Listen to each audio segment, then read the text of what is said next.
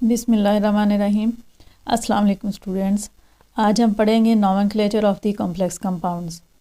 अगर आप चैनल पे न्यू हैं तो प्लीज़ सब्सक्राइब करें और बेल आइकॉन को भी प्रेस करें ताकि हमारी वीडियोस जो हैं वो आप तक टाइम पे पहुंचती रहें।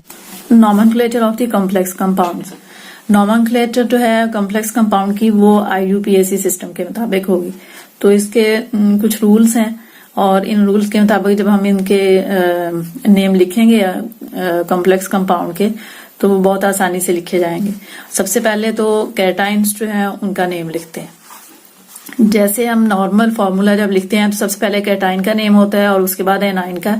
तो इसी तरह से कॉम्प्लेक्स कंपाउंड का भी है, लेकिन क्योंकि इसमें कैटाइन और एनाइन के अलावा जो है वो कोऑर्डिनेशन स्फीयर के अंदर सेंट्रल मेटल भी है और उसके साथ लिगेंड्स भी अटैच हैं, तो इसलिए थोड़ा सा फर्क है इसकी नोमेनक्लेचर का।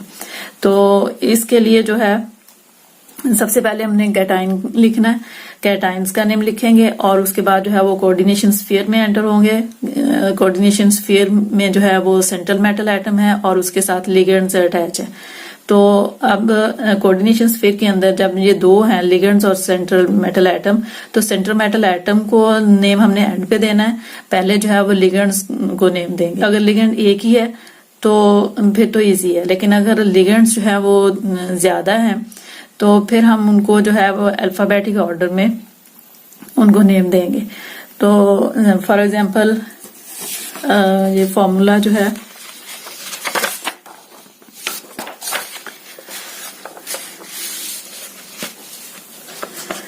जैसे ये एक फॉर्मूला है कॉम्प्लेक्स कंपाउंड का।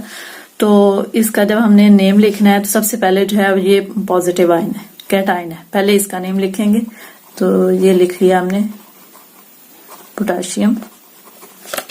उसके बाद फिर ये कोऑर्डिनेशन स्फीयर है और कोऑर्डिनेशन स्फीयर के अंदर जब हम जाएंगे तो इसमें सबसे पहले जो है वो हमने लिगेंड्स को नेम देना है।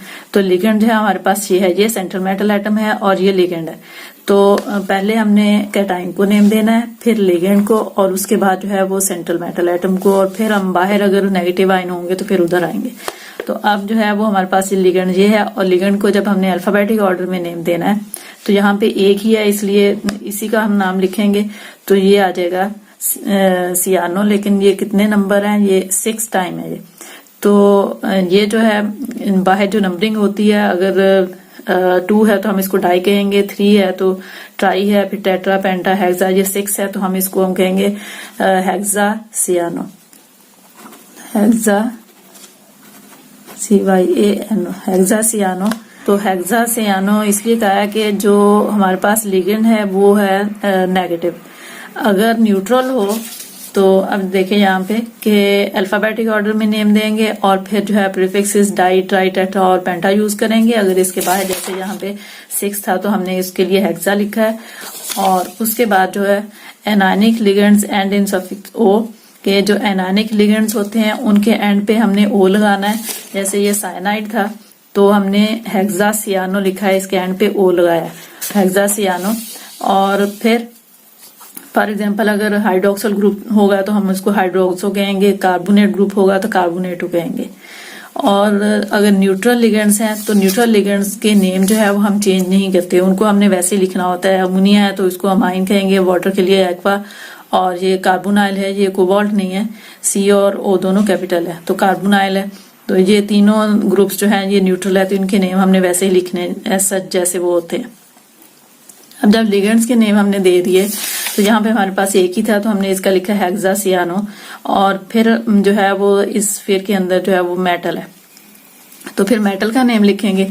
मेटल का नेम लिखने के लिए हमने ये देखना है, उसका भी रूल है कि सेंट्रल मेटल एटम लिगेंड के बाद हमने सेंट्रल मेटल एटम की तरफ आना है।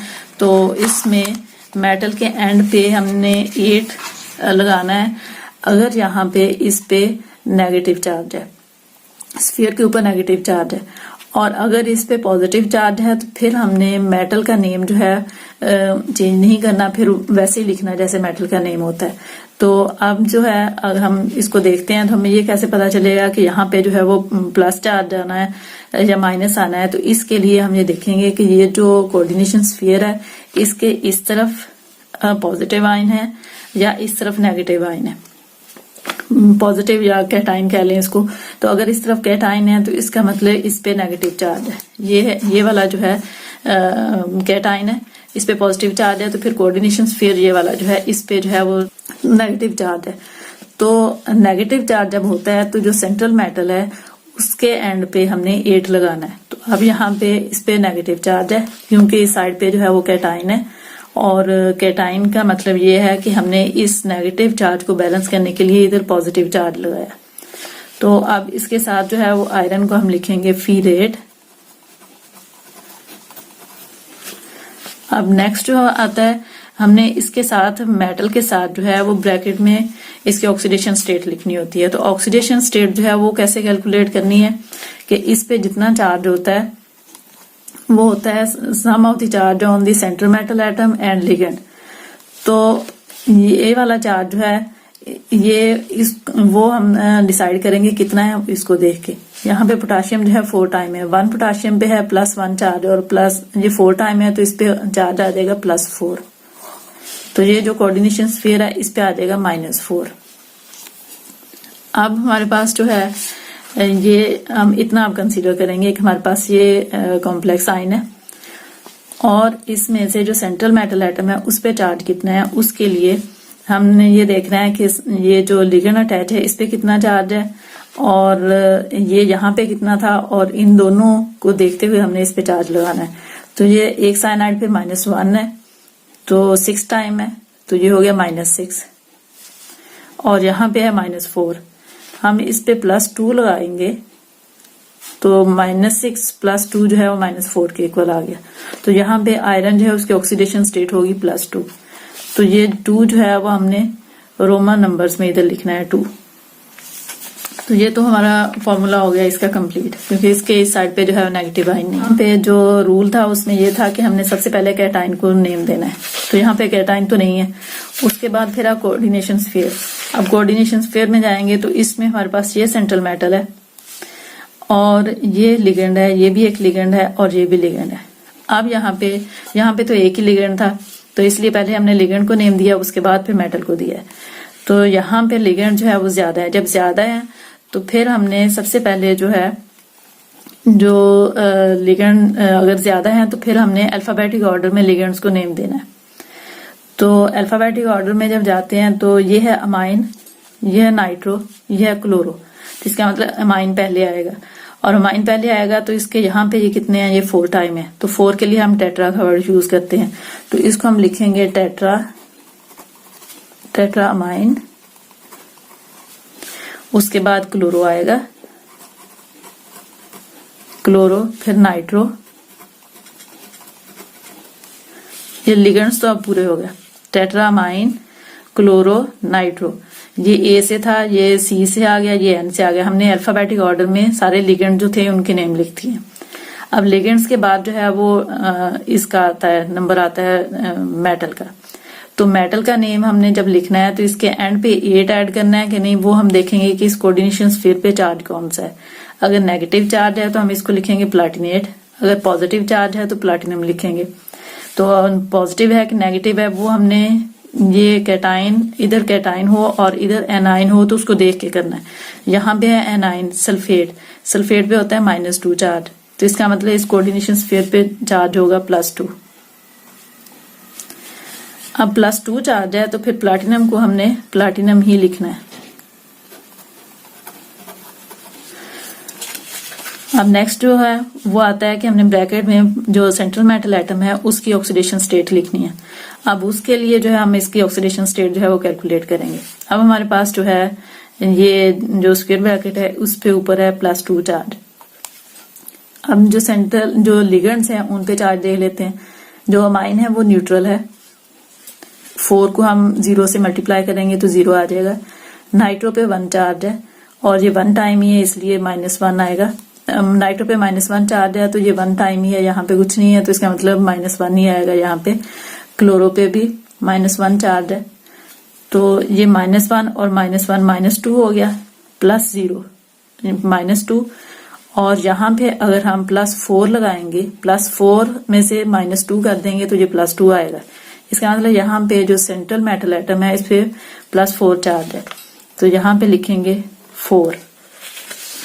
अब हमारा जो कोऑर्डिनेशन स्फीयर के अंदर जो था सेंटर मेटल एटम और लिगेंड्स वो पूरे हो गए।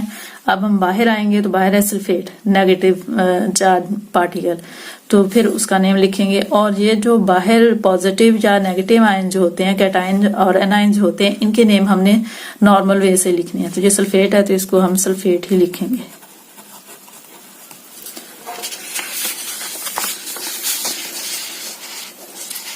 अब नेक्स्ट हम ये वाली एग्जांपल देख लेते हैं। इसमें जो है ना इस साइड पे कैटायन है ना इधर एनायन है, तो हम डायरेक्ट ही कोऑर्डिनेशन स्फीयर में देखते हैं। तो इसमें ये हमारे पास लिगेंड है और ये जो है सेंट्रल मेटल एटम है। तो लिगेंड जो है वो है ऑक्सलेट और इस पे नेगेटिव चार्ज है, तो नेगेटिव लिगेंड जो होते हैं उसके एंड पे हमने वो ऐड करना है।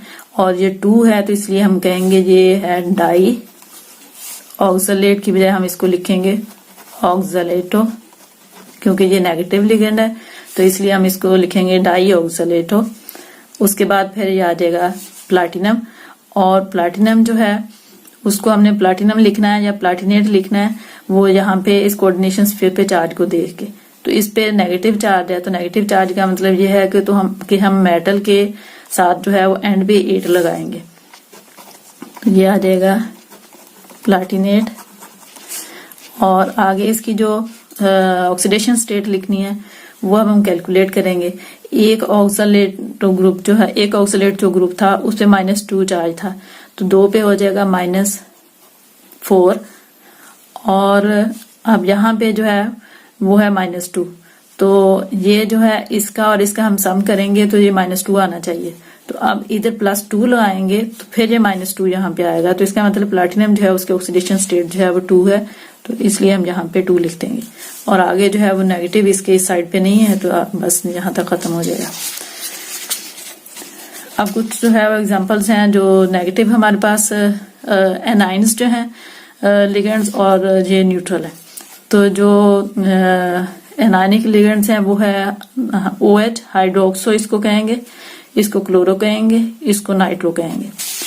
ये है एक्वा, वाटर के लिए हम एक्वा यूज करते हैं, इसके लिए अमाइन यूज करेंगे, इसके लिए कार्बोनाइल। ये है एक्वा, इसके लिए है अमाइन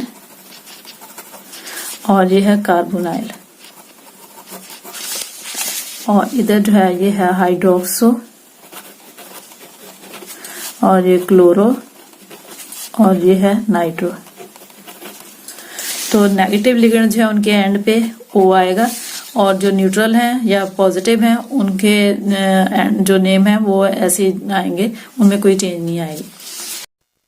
कॉम्प्लेक्स कंपाउंड्स का फॉर्मूला कैसे लिखते हैं ये मैं आपको नेक्स्ट वीडियो में बताऊंगी। तो आज के दिन के लिए इतना ही काफ़ी है, इसी के साथ ही इजाज़त दें। दुआ में याद रखना। अल्लाह हाफ़िज़।